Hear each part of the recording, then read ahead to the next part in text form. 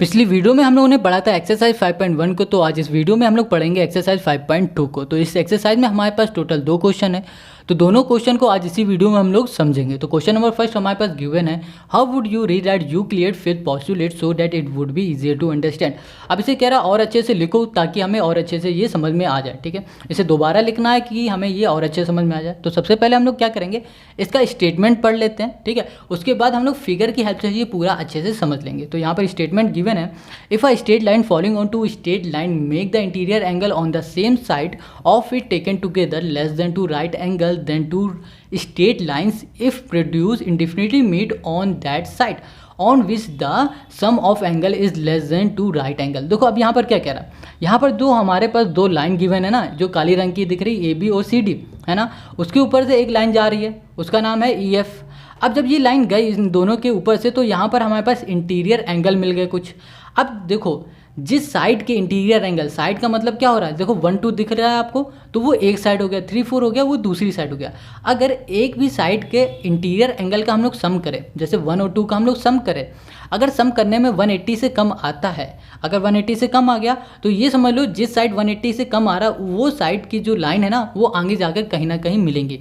यहाँ पर हमने कह रखा है कि जो एंगल 1 है और एंगल 2 है, ठीक है, वो हमारा छोटा है 180 से, इस वजह से जो A और C है ना वो जो लाइन है ना आगे जाके मिल रही है। ठीक है, और जो एंगल 3 और एंगल 4 है ना वो 180 के बराबर है, तो ये आगे जाकर नहीं मिल रही है। ठीक है, यही हमारा अभी जो क्वेश्चन नंबर 1 है यही बोला है, बस इतना ही समझना है कि जिस साइड के एंगल का सम 180 से कम होता है वो साइड की लाइन जो होंगी ना आगे जाकर कहीं ना कहीं मिलेंगी, ज़रूर ही मिलेंगी। ठीक है, ज़रूर से ज़रूर मिलेंगी।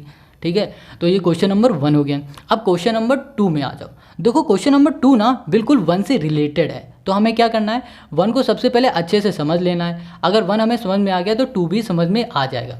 क्वेश्चन नंबर 2 को हम लोग अब समझते हैं। यहाँ पर क्वेश्चन नंबर 2 गिवन है, does Euclid fifth postulate imply the existence of parallel line explain. अब यहाँ पर कह रहा है क्या फिफ्थ पोस्टुलेट में हमारे पास पैरेलल लाइन पॉसिबल है क्या, ये इशारा कर रहा है पैरेलल लाइन की ओर। एक्सप्लेन करो भाई साहब इसको। तो देखो यार यहाँ पर जो हमारे पास पहला फिगर गिवन है वो फिगर ना हमारा क्वेश्चन नंबर 1 का ही है। तो उसको देखो, उसमें क्या था कि किसी भी एंगल का मतलब किसी भी दो इंटीरियर एंगल का, एक ही साइड के एंगल का सम अगर 180 से कम आता था तो उस साइड की लाइन क्या होती थी, आगे जाकर मिल जाती थी। मगर अगर इन दोनों एंगल का सम 180 ही आए तो क्या होगा, वो लाइन मिलेंगी ही नहीं।